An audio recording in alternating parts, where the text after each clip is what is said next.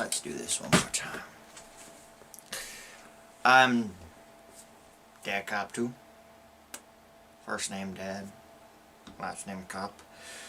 The second, if somebody told you that my life was bad, they would be correct. And if they said, by chance, my life was good, they would be wrong. I was born at the ripe old age of 0. Good age to be born at, or so I've been told. And, well, I led a simple life in the early years. Always lonely, though. Always lonely. Well, I went to community college. I wanted to be an astrophysicist. Wouldn't expect that from a southerner like me, and you'd be correct because I failed in all the classes I took. I couldn't afford to go to a proper college. I got into Harvard, of course, right? Of course I did, yeah. Of course I did. I did. But I turned it down because I didn't have the money and the funds. After the fact, I heard that I could have just gotten funds from the university for being so intelligent, but didn't know that at the time. Of course I didn't, no. But, you know, community college was community college, and I had finished and failed it all, of course. So I was on my own, and my rent, I only had a few months left, so I was gonna have to find another way. But incidentally, I was walking by the streets of where I lived at the time, which was, and so then I saw a building burning, and I was like, well, that's nice, that's interesting. Environment's taking back manhood, right? But there was a little girl I saw in there, so what I did was what I'm sure none of you would have done, right? Only I would have done this, and that was save her. And they called me a hero, which I'd never been called before, not even by my my physical therapist. And so this was great. And then people asked me what my name was, so I had to tell them, Dad Cop 2. First name, you got it. But that caused a lot of confusion for some reason. People thought I was a policeman. I don't know why, but they caused so much confusion that I, thought maybe I should just join the force. You know, women, they fall into beauty standards that the society sets up for them. So if the society set up standards that I should be a policeman, maybe society was right. You know what I mean? Because, women, the beauty standards are 100%, fair, and therefore they should fall under them. And the same goes for me. Or so I thought. And so I think. So I became a cop. Oh. Maybe that's cop. Whatever. Basically, I became a policeman. Nonetheless, I lived a very solitary life. And I arrested a lot of people, mostly blacks, of course. Until I met Rodina Stakas, a woman. And she was my best friend. Nothing ever happened because I digress. Basically, it was all good, and it's a nice life. Simple. I ate donuts with her all day long.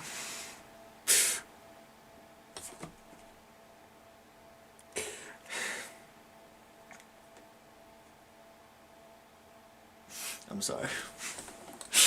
That's just... what happened?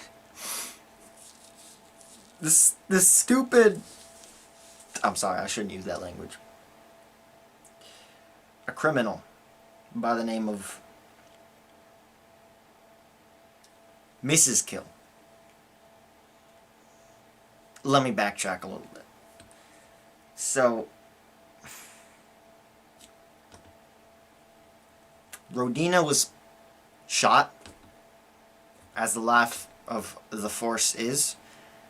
She was shot on the job. We were at a rave in Target. We're gonna commandeer some toys. If you're a taxpayer, it's not what it seems. But basically, she was shot in cold blood. And the only thing that I wish, my one wish, is that it was me. Rodina had a family.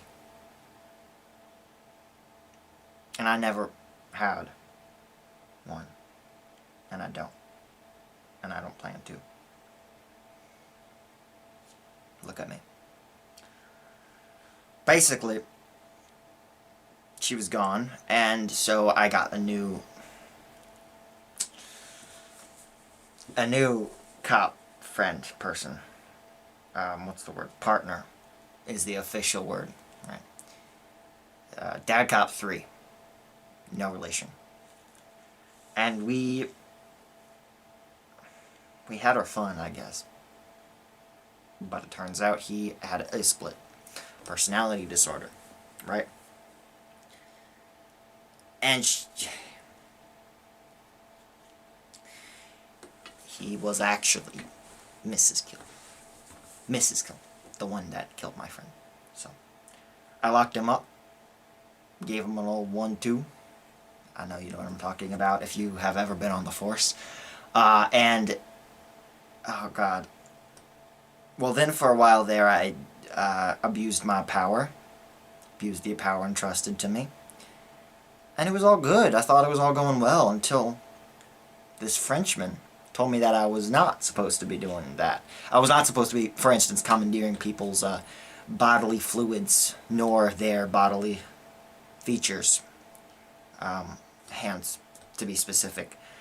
Which didn't make any sense to me, as if you look at Nick Vujicic, for example, he has given all of his limbs to the Force. I can only assume. That's why it's called the Army, right? Because they have arms from Nick Vujicic. And so I thought, as a copper myself, I would be able to do such a thing when I needed to. And by the way, that hand I took, it helped me capture someone. So I really don't see the problem.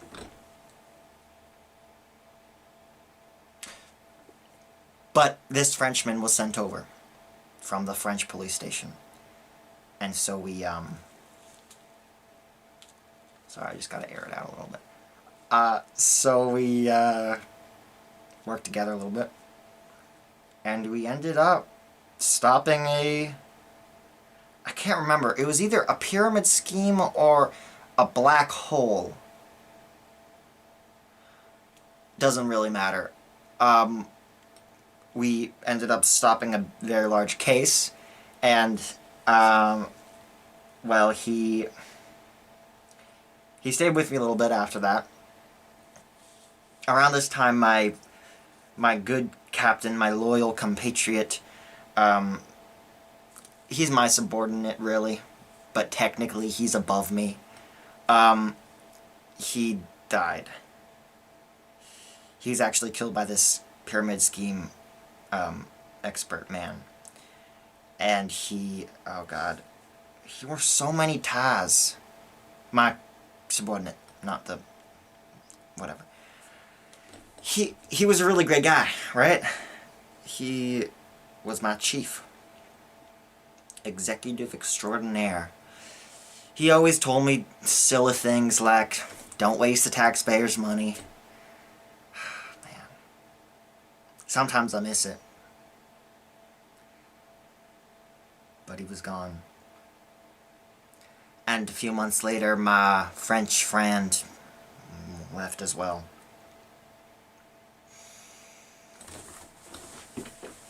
Now I'm here. Dead cop too, in the flesh. Mostly. I know I'm a regular man.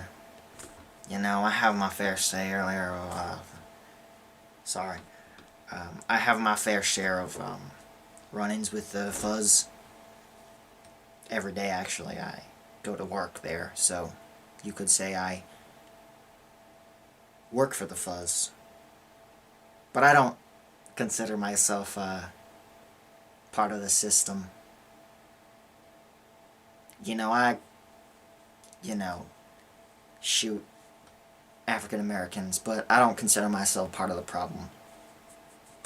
For instance, I still consider myself a rebel at heart, and physically. Yeah. This job, we try to save as many people as we can, and sometimes that doesn't mean everybody. Especially the blacks. It usually never means them surviving. But we don't give up. It's important, right? The spirit of America. American life. There isn't any milk in this. I actually finished it off. It's just kind of some crust at the bottom. It's more of a prop for me to manipulate for interesting coordination on the... Because, yeah. You know, my life has been alright. Lonely. Absent of human connection. And absent of good racial relations, for sure. But I would say it's all around not the worst life a man could lead, right?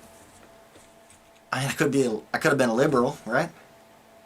I could have gone to a real college. Oh, man, I could have.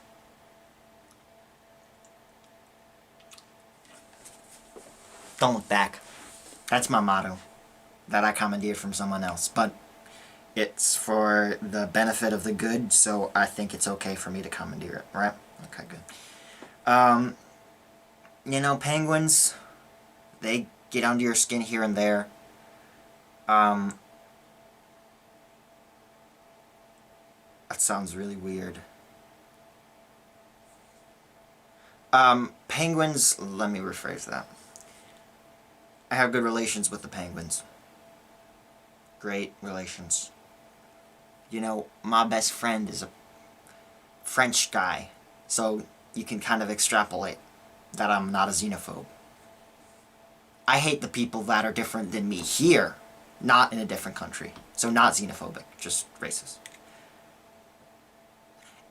And sexist. But that's acceptable. Wouldn't you agree? Yeah. You know, I often wear ties.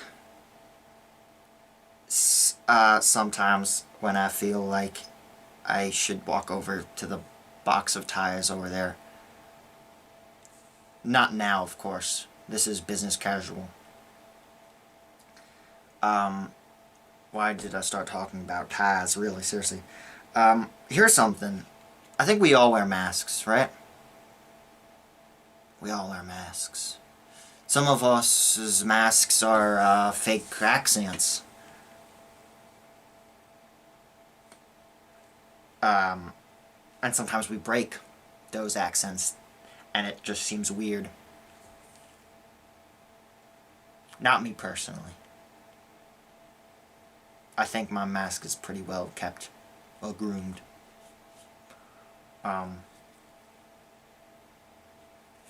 Sorry. Just a little bit of sweat.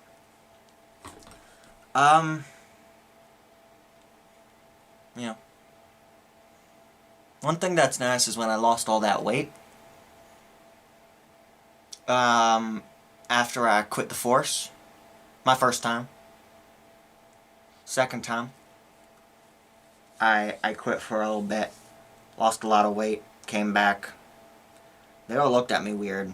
But I don't know why. Probably because I lost all that weight. That would make sense. Yeah. My biggest inspiration is Kevin MacLeod, I think is his name. He makes my theme music. Well, actually, no, he doesn't. But he makes some kind of background music. For me, specifically. No one else, just for me. He's exclusive to me. Don't look that up. Ow. Why did I do that? Yeah. Don't have many human connections. That's just because I'm so damn progressive. Excuse my French. Papa Policio Cot taught me. Yeah. So that is the Dead Cop 2 Memoirs. Episode 1. Yeah. So, that's the life of a real cop. Unedited. Unfiltrated by the mass media. You can relate. So, yeah. Oh, I think... Just a second. Ah, yes. Okay, so today I'd just like to shout out, this is not sponsored by the way, but I'd just like to shout out my best friend, Raid Shadow.